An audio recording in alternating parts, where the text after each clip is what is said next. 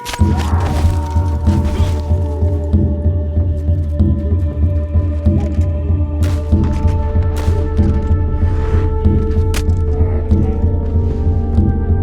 going on, everybody? Today we're going to be talking about the historical appearance and clothing of Native Americans in the American West, which you can use to create a historically accurate Native American character in Red Dead Online. Alright, let's get started.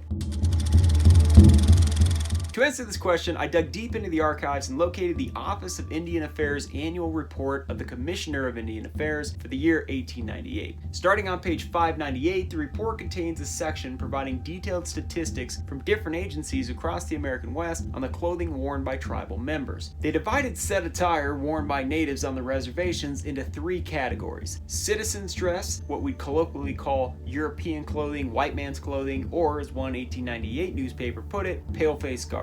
Traditional dress, such as native buckskin attire, and partial dress, a mixture of both citizens and traditional dress. After combining sub-tribes into their full respective tribes and inputting this data into an Excel spreadsheet, I was able to calculate the exact percentages of clothing categories worn by different tribes in 1898. Now, to my knowledge, this has never been done, likely because nobody really had a reason to do it. But I know many of you folks want to know which tribes wore what in 1898 in order to design a historically accurate native character. So I made it happen. Now, in the interest of time, I'll only go over a dozen or so tribes, but those I selected are among the most famous in the history of the American West. Let's start with the Apache. In 1898, according to reservation records, 13% were attired in full citizens' dress, 50% wore partial dress, and 37% continued to wear traditional dress. As for the Blackfeet, 99% wore full citizens' dress, and only 1% wore partial dress. None wore traditional dress. As for the Cheyenne, 25% wore full citizens' dress, 73% wore partial dress, and 2% continued to wear traditional dress. Next up are the Comanches and Kiowas. As both tribes were historical allies, often intermingled, and were placed on the same reservation, the report of the commissioner combined their data together. In these tribes, only 3% wore full citizens' dress, 78% wore partial, and 19% still continued to wear traditional dress. As for the Crow, 25% wore citizens' dress, and 75% wore partial dress. None wore traditional attire in 1898. As for the Navajo, none, zero, zilch, nada, wore full citizens' clothing in 1898. Only 5% wore partial dress, and a whopping 95% continued to wear traditional dress. Next up are the Nez Perce. In 1898, 14% wore full citizens' dress, 85% wore partial dress, and only 1% wore traditional dress. Now to the Pawnee.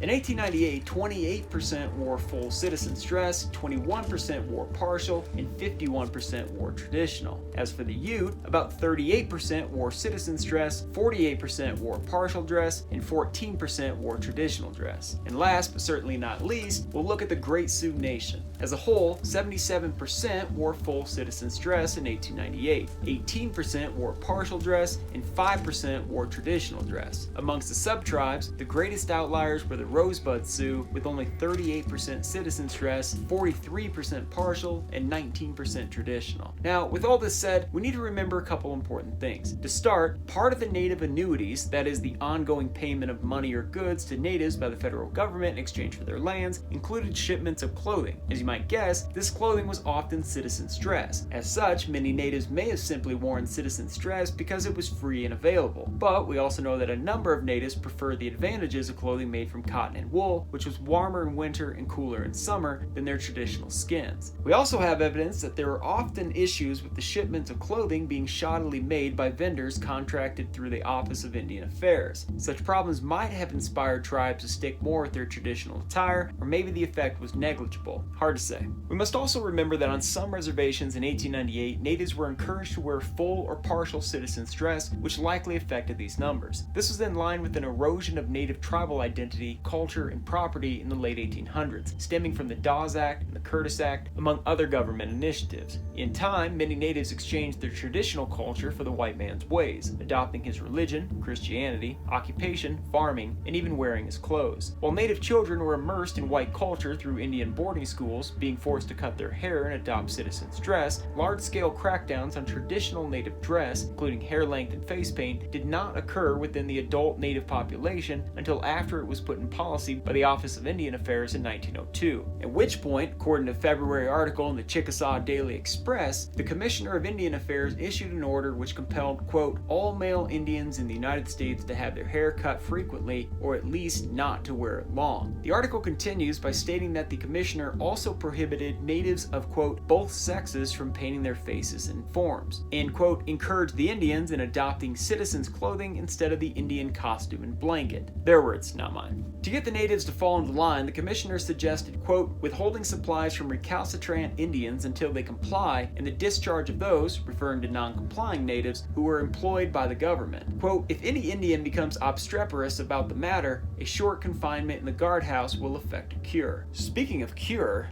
what is this? Uncle! Sorry, back on track. Again, these crackdowns on clothing, hair, and face paint weren't mandated until 1902. As such, natives in 1898 had more freedom in the way they dressed, or at least less repercussions, so it gives folks a bit more wiggle room when it comes to designing their character.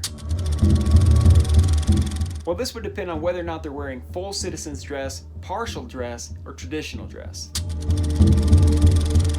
By 1898, natives had been placed on reservations for 2 decades. According to newspaper reports at the time that were working off the data supplied by the annual report of the Commissioner of Indian Affairs, there were 297,906 natives in North America in 1898. Of that, 95,675, or 32%, had adopted full citizen's dress. This would include a pullover cotton shirt, wool pants, jacket, vest, tie, and hat. Alright, we'll start with shirts. In Read That Online, there's no perfect shirt, but the collar over shirt and the everyday shirt are the closest options. As for colors, white was the most common, but other popular colors were gray or light blue. For pants, I'd recommend black tuxedo pants or clerk pants. For a jacket, the black worsted coat is the most historically accurate. While we're short on appropriate vest options, the black Lancer vest, Ridgefield vest, traditional vest, or the Paisley vest is close enough. As for a tie, go with the black ascot or tech scarf. Finally, for a hat, pick up the black derby or a black flat-brimmed stocker hat. Another historical option is to get a tan military scout hat and pair it with a matching tan neckerchief.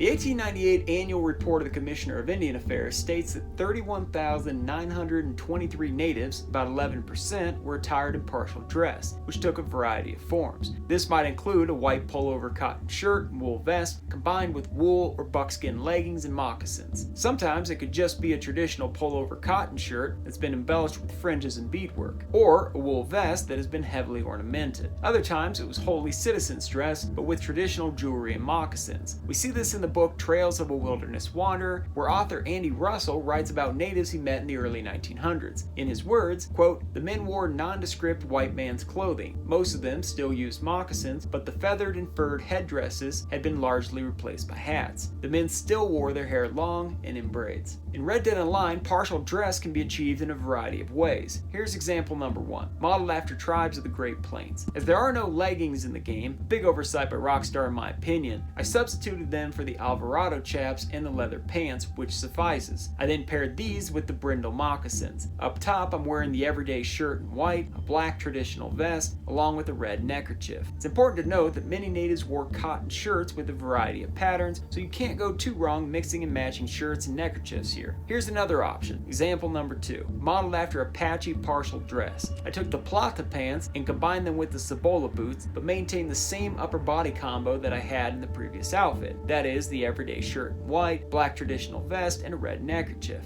As the Apache typically wore headbands, but Read Dead Online does not yet offer them, I improvised with the black woolen hat, which still looks pretty good. Historically, the Apaches wore neckerchiefs in a variety of colors, and while most shirts were white and worn untucked at tunic length, something we still can't do, there's a number of photographs showing Apaches wearing darker ones as well. As such, feel free to mix and match these components in different colors. For example, here you can see an Apache variation where I simply switched to a navy frontier shirt, black neckerchief, and different colored plata pants and Cibola boots. Lots of options here, so have fun with these combinations. For example number 3, I created a common partial dress for natives across the American West. For this, I chose the brindle moccasins and the leather pants as an alternative to proper leggings. Additionally, I added the Goodman gun belt, as natives were notorious for having intricately decorated belts. Up top, I have the everyday overshirt in white and the stocker hat in black. And in case you're wondering, yes, most natives wore their shirts fully buttoned. According to the Commissioner of Indian Affairs report, 170,303 natives, about 57%, continued to wear traditional clothing in 1898. It's important to note that traditional clothing worn by natives depended upon a variety of factors, from the climate to the season to the natural resources and materials available to each area or region. While many articles of clothing overlap between tribes, some attire, accoutrements, and ornamentation were more associated with specific tribes or sub-tribes. Now, with that said, let's dive in. In warmer months, most natives across the West didn't wear shirts at all, only wearing a breech clout, a strip of leather or fabric running from front to back between the legs, or a loincloth which simply hung in front and back, combined with moccasins and optional leather leggings. In colder months, leggings were much more common, along with a simple deerskin tunic to cover the upper body. To this, many tribes would add a wearing blanket, that is, a blanket wrapped around the waist. We see these in numerous native portraits from the period, likely due to their utilitarianism, being able to be worn around the waist or slung up over one or both shoulders when desired. This is very similar to the belted plaid, the standard item of men's Highland dress in Scotland from the late 15 to 1700s, which was used as both a garment and bedding when sleeping on the ground. Back in the American West, some of these wool blankets used by natives were produced by shepherding tribes in the Southwest, particularly the Navajo, but most came from white traders and fur trading companies such as the Hudson's Bay Company, the Northwest Company, the Missouri Fur Company, and the American Fur Company. While it should be noted that these blankets are not technically traditional native attire, again outside the shepherding societies of the Southwest, I still place them under traditional native dress as they've been utilitarian accessories amongst Western natives for centuries. Beyond wool blankets, most natives in the American West wore animal robes in the fall and winter. These differed by region and available resources, but most Plains natives wore buffalo robes, while others wore robes of antelope, elk, or other small animals pieced or woven together. Now, all this said, it must be noted that many natives rotated between all three styles of clothing as preference or circumstances dictated. We see this with famous natives such as Quanah Parker, Geronimo, Sitting Bull, Red Cloud, and Gall, who at different points in time were photographed in traditional, partial, and citizens' clothing. In Red Dead Online, traditional dress can be achieved in a variety of ways. Here's a generic setup that could apply to many tribes in the American West, and just to note, the plata pants work great for this as well. As you can see, I kept everything below the waist the same as we had it with our Great Plains partial dress, which would make sense as those components were all traditional. I just removed the clothing from the upper body. If it looks a bit bare up top, you can blame Rockstar, as they leave us no options to properly replicate historically accurate native accessories such as necklaces, armbands, bracelets, paint, or various other items. In place of necklaces, you can add a neckerchief to match your leggings, or in place of bracelets, a pair of leather wrist cuffs, or, as the game calls them, gauntlets. But as is, these aren't historically accurate components of traditional native dress. Additionally, because the game currently lacks blanket wraps and buffalo robes, you can substitute the latter for the Taronka coat in dark brown, or the bison duster, either of which work well enough. If you want your character to wear a shirt, the most accurate to the traditional deerskin tunic is the stringham shirt. At this point, adjusting your hairstyle can also make your character more tribe specific, but we don't have to get into that now as we'll be covering hairstyles and accessories later in the video.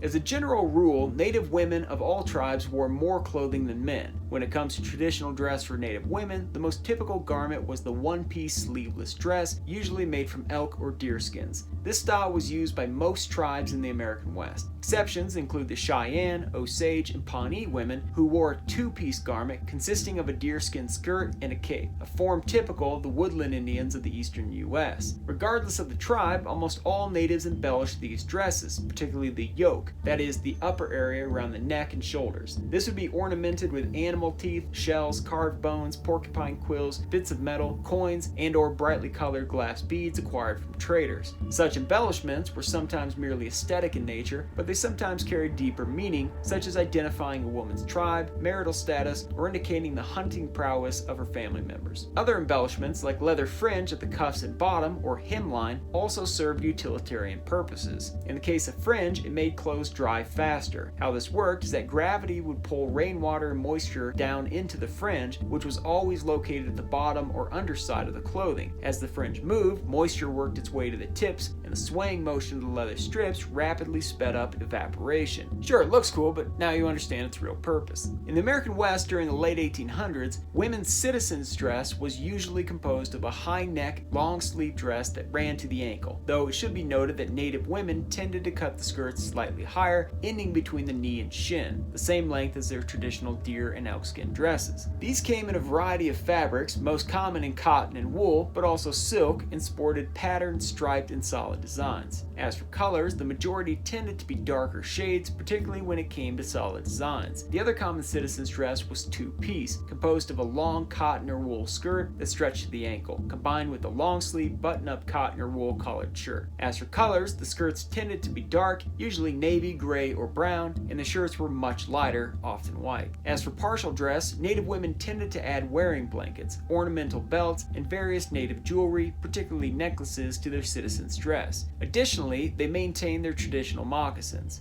Since I don't have a female character in Red Dead Online, I regrettably cannot try on or assess female clothing options from the Wheeler and Russel catalog in the same way I do with the men's clothing. However, I trust that you will still find this guide useful in separating out the historically accurate options from the inaccurate. Now, there's a variety of special clothing and accessories that Rockstar could and should add in order to better replicate the historical appearance and culture of Native Americans. In addition to necklaces, armbands, bracelets, etc., here are some other items.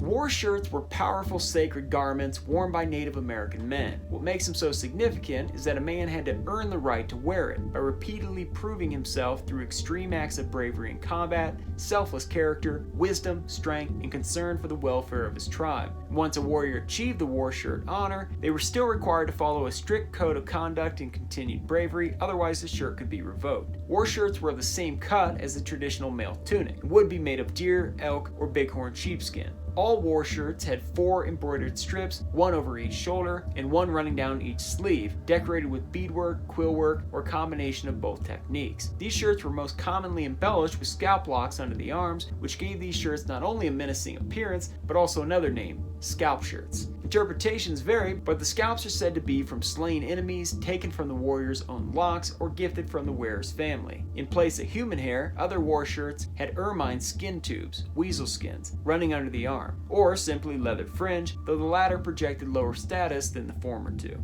Some shirts were painted with pictographs or colored designs varying between the tribe, period, or place of origin. The Lakota, or Teton Sioux, often painted their shirts yellow and blue, or yellow and green. Other tribes left their shirts undyed, or just used a single color, which was gradually lightened as it went from top to the bottom. Most colored war shirts were brown, green, and red, and less commonly blue or black. As war shirts were earned through extraordinary bravery, discipline, and dedication to one's tribe, it bestowed immense social status upon the wearer by all who saw him. I think Rockstar has an opportunity here to put war shirts in the game, but do so in a meaningful, respectful, and historically accurate way. For example, have them locked behind a high honor threshold, combined with requirements of completing a variety of tailored in-game challenges and immense accomplishments. Things that should take us months of effort. And once unlocked, let those who earned war shirts customize the colors, fringe type, beadwork, etc., so it's a personalized, meaningful accomplishment that characters can proudly display. Now, it might just be me, but this is the type of stuff I'd like to see added to the game.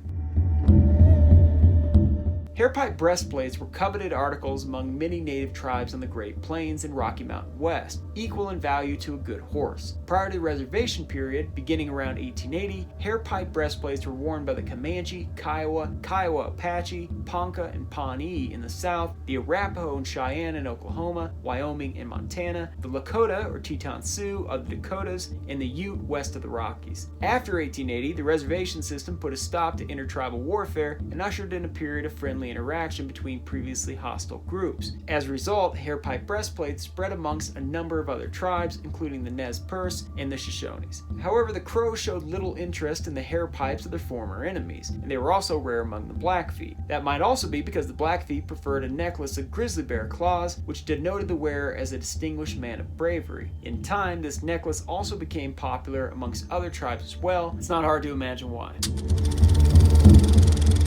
Many tribes, especially southwestern tribes like the Apache, Navajo, and Pueblo, wore cloth headbands often acquired through white traders. Famously, Apache scouts recruited by the U.S. Army beginning in 1871 wore red headbands to distinguish themselves from hostiles, thereby avoiding instances of friendly fire during battle. Why such a simple accessory isn't available in the game, I can't tell you. Amongst natives, particularly tribes of the Great Plains, eagle feathers were a mark of great honor, given to individuals in acknowledgement of a significant accomplishment, often acts of valor in battle. As each feather acknowledged a great deed, it's from this practice that we get the expression, a feather in his cap. These feathers were either worn or displayed on a pole used for ceremonial purposes. If an individual amassed enough eagle feathers, they were made into a headdress or war bonnet. Because the greater the number of feathers in a headdress, the more accomplished the person, a common misconception developed that is still prevalent today. That is, the idea that only chiefs would wear them. As chiefs would certainly be amongst the most accomplished members of their tribes, most certainly did wear them. Yet some accomplished warriors who were not chiefs also earned them and wore them as well. As a whole, however, full headdresses were usually reserved for tribal leadership. Again, Rockstar has an opportunity here to implement feathers into the game in a meaningful, respectful, and historically accurate way by locking a single feather behind tailored challenges and accomplishments. Once unlocked, allow players to display the feather or feathers in their hat, on a pole at their camps, or on a lance, bow, or saddle. Accumulate a certain number and players can craft a small war bonnet. Accumulate dozens and they can make a full headdress. To avoid cowboys riding around in headdresses, maybe there's even a way to reserve these war shirts, hairpipe breastplates, and other items to native characters only by linking the heritage types option in the character creation screen to a native tech tree that gives them access to heritage specific weapons, saddles, accessories, canoes, camps, dwellings, and so forth. Or maybe folks just want a wide open sandbox where anyone can be, wear, or do anything. It's not my call, just an idea. Native tribes wore their hair in a variety of ways, and while there were common styles among specific tribes, there were always exceptions. So with that said, most men from Plains tribes, particularly the Great Sioux Nation, wore their hair very long and loose, wore their hair long in two-braid fashion, while most women of these tribes parted their hair in the middle and wore it in two-braid fashion. Amongst the Navajo, most men wore their hair loose at medium length, often just touching the shoulder, while the women grew their hair long and typically tied into a ponytail. The Apaches tended to grow their hair long and wore it loose. Although a southern tribe, Comanche men wore their hair in long two-braid fashion, while the women wore theirs loose at a short or medium length and parted down the middle. Similar to the Comanche, most northern tribes such as the Blackfeet wore their hair long in two-braid fashion as well. Most men of the Crow tribe cropped their hair on the top of their heads and spiked it straight up and left the sides long, usually braided. Some members of the Blackfoot, Western Dakota, also known as the Yankton Sioux, Kiowa, and others trained a forelock to hang down over their forehead and nose. Tribes such as the Pawnee, Omaha, and Osage cropped or shaved the sides of their head, leaving a single ridge or tuft of hair at the top. Lewis and Clark noted in their journals that some members of the Oglala Sioux, a subtribe of the Lakota, also known as the Teton Sioux, shaved the sides of their heads as well. Again, it's important to remember that there are always exceptions to these trends, and that hairstyles were often embellished with feathers, animal fur braid wraps, beads, and other items. Alright, now that you folks have all this information, I wish you the very best in designing your own historically accurate Native American character. I'll see you on the trail.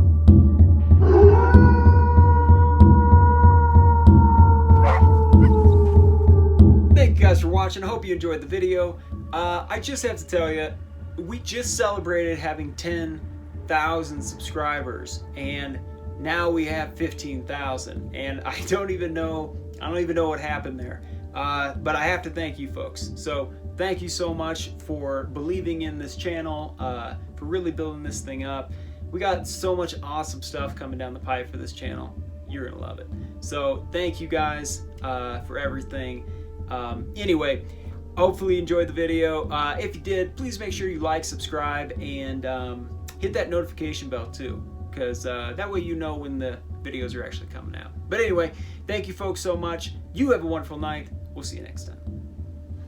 Before taking off, just want to make sure I thank my Patreon patrons as I always do. So, thank you to my gold tier Patreon patrons: Tyler Bioshock Rodriguez, Chasing Victory, Ashley Gertensen, Teddy Bad Boy, The Innocents, Drake Pliskin, Hurt and Wade, Comrade Krieger, Man vs. Moose, Dawson E, Bryce V, Zonk, Breezes, Cyver, Noah Ovens, and Rich Christensen. Also want to make sure that I thank my bronze and silver tier Patreon patrons as well. You guys are absolutely fantastic. Look at the growth we're having. This is all because of you guys supporting the channel early on, sticking with me all this time. I love seeing it. Let's keep growing. Let's keep doing this. Thank you so much, guys.